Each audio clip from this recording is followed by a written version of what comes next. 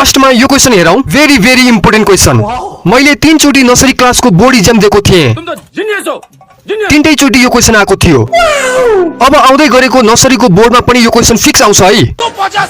Question छ C र D को बीचमा के आउँछ।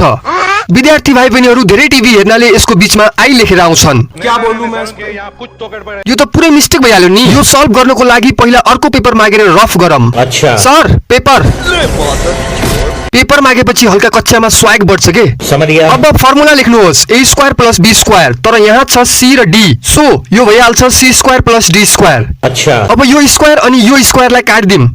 बीचमा के बच्यो देख्नु भयो? मालूम है तेरे बाप को मत। एकदम ठीक, प्लस बच्यो। ठीक है। यो प्लस जुन बीचमा आएको छ यसलाई यही ठाउँबाट च्यातेर थुकले यहाँ टास्दिम। भाई यहाँ पे क्या हो रहा भाई? हाम्रो एन्सर ठीक भयो भनेर सोच्छन् स्टुडेन्टले, तर साले गधाहरू यो पनि गलत हो।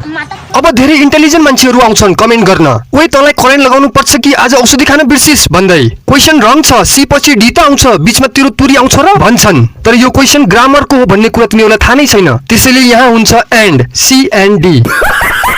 जसको नर्सरीको बोर्ड इक्जाम आउँदैछ उहाँहरूलाई यो भिडियो शेयर गरौँ है।